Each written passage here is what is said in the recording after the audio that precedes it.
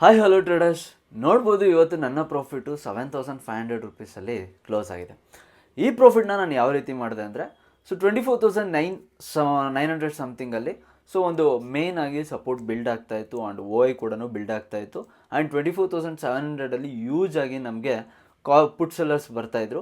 ಅದನ್ನು ಐಡೆಂಟಿಫೈ ಮಾಡಿಕೊಂಡು ನಾನು ಮಾರ್ಕೆಟಲ್ಲಿ ಒಂದು ಕಾಲ್ ಪೊಸಿಷನ್ಸ್ನ ಸ್ಕ್ಯಾಲ್ಪ್ಸ್ ಮಾಡಿಕೊಂಡು ಈ ಒಂದು 7500 ರುಪೀಸ್ನ ಬುಕ್ ಮಾಡಿದ್ದೀನಿ. ಆ್ಯಂಡ್ ಮೇಜರಾಗಿ ನೀವು ಪ್ರಾಫಿಟ್ ಆದರೂ ಮಾಡಿ, ಲಾಸ್ ಆದರೂ ಮಾಡಿ, ಯಾವ ಥರ ಆ ಟೈಮಲ್ಲಿ ನೀವು ಥಿಂಕ್ ಮಾಡ್ತೀರ ಅನ್ನೋದು ಇಂಪಾರ್ಟೆಂಟು.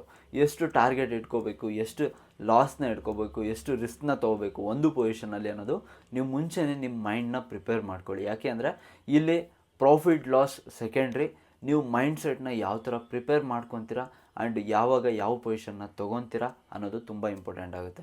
ನಾನು ಬೇಸಿಕಲಿ ಲೋವರ್ ಟೈಮ್ ಫ್ರೇಮ್ಸ್ ಮತ್ತು ಹೈಯರ್ ಟೈಮ್ ಫ್ರೇಮ್ಸಿಗೂ ಕಂಪೇರ್ ಮಾಡಿ ಮಲ್ಟಿ ಟೈಮ್ ಫ್ರೇಮ್ಸಲ್ಲಿ ಅನಾಲಿಸಿಸ್ ಮಾಡಿ ನಾನು ಒಂದು ಟ್ರೇಡ್ಸ್ನ ತೊಗೊಳೋದು. ಇದೇ ರೀತಿ ನಮ್ಮ ಪ್ರಾಫಿಟ್ ಮತ್ತು ಲಾಸ್ನ ನಾವು ಯಾವಾಗಲೂ ಕೂಡ ಈ ಒಂದು ಪೇಜಲ್ಲಿ ಹಾಕ್ತಾ ಇರ್ತೀವಿ. ಮರಿದೆ ನಮ್ಮ ಪೇಜ್ನ ಫಾಲೋ ಮಾಡಿ. Thank you so much for watching this video.